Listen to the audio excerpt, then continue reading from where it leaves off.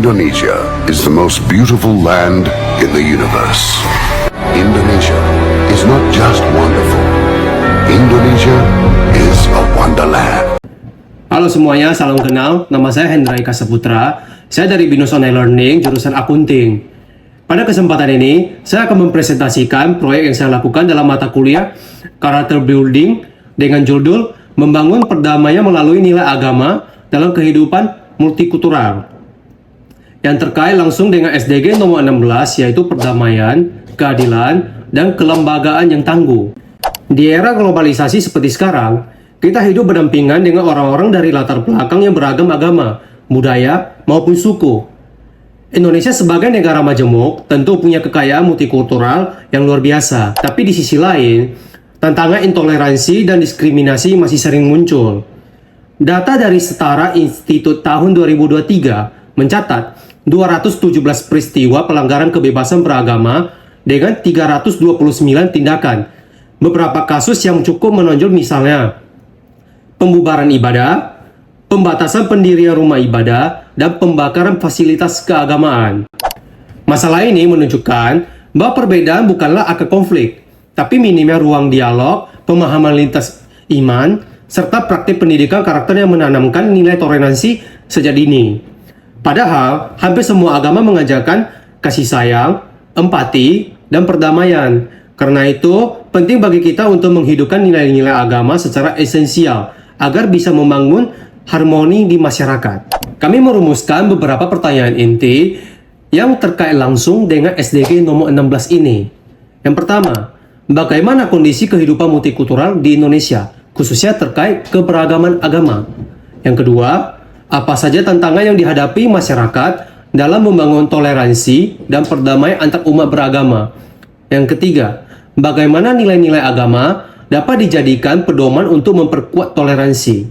Yang keempat, apa peran pendidikan karakter berbasis nilai agama dalam membentuk generasi muda yang damai dan inklusif? Yang kelima, strategi apa yang efektif untuk menyebarkan nilai-nilai perdamaian berbasis agama?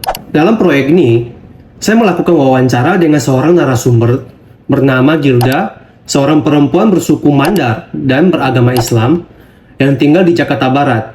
Dari wawancara tersebut, saya menemukan bahwa meskipun masyarakat memiliki kebebasan beragama, diskriminasi terhadap kelompok minoritas masih sering terjadi, baik secara langsung maupun tidak langsung. Tantangan utama yang terungkap adalah rendahnya pemahaman terhadap nilai-nilai positif agama, politisasi agama, penyebaran hoax, dan kurangnya literasi digital. Semua ini memperburuk prasangka antar kelompok. Di sisi lain, semua narasumber yang diwawancarai kelompok kami sepakat bahwa nilai-nilai agama bisa menjadi landasan toleransi. Pendidikan karakter berbasis agama dinilai lebih efektif membentuk generasi yang terbuka, kritis, dan mampu menghargai perbedaan. Berdasarkan temuan tersebut, kami mengusulkan beberapa solusi. Yang pertama, untuk pemerintahan harus merevisi regulasi yang rawan diskriminasi, seperti PBM nomor 9 dan 8 tahun 2006, serta memfasilitasi kegiatan lintas agama. Yang kedua, untuk lembaga pendidikan, mengintegrasikan pendidikan multikultural dan moderasi beragama ke dalam kurikulum, serta mendorong komunitas kampus lintas iman. Yang ketiga, untuk tokoh agama menjadi agen perdamaian dengan menginisiasi forum lintas iman dan memoderasi ceramah keagamaan. Yang keempat, untuk generasi muda, memanfaatkan media sosial untuk menyebarkan pesan positif, membuat konten kreatif yang mendorong toleransi, dan aktif terlibat dalam kegiatan lintas budaya. Melalui proyek ini, saya semakin sadar bahwa hidup di masyarakat multikultural memang tidak selalu mudah. Konflik yang terjadi seringkali bukan karena ajaran agama, tapi karena kurangnya ruang dialog dan interaksi terbuka. Saya belajar bahwa nilai agama seharusnya menjadi jembatan, bukan sekat pemisah. Pengalaman berdialog dengan narasumber membuat saya lebih terbuka terhadap sudut pandang yang berbeda. Saya melihat langsung bahwa kasih sayang, tolong-menolong, dan empati adalah kunci keharmonisan. Saya juga mengasah kemampuan berpikir kritis, terutama dalam menanggapi isu intoleransi. Bagi saya pribadi, membangun perdamaian adalah tanggung jawab kolektif. Kita tidak cukup hanya memahami ajaran agama, tapi juga menghidupkannya dalam tindakan nyata. Mulai dari menghormati perbedaan, menyaring informasi sebelum membagikannya, hingga aktif membangun relasi lintas iman. Demikian presentasi saya mengenai proyek karakter building ini. Semoga apa yang saya sampaikan dapat menjadi pengingat bahwa perdamaian bukan hanya tujuan, tetapi proses yang harus kita jalani bersama, dengan hati yang terbuka dan tindakan yang nyata. Terima kasih.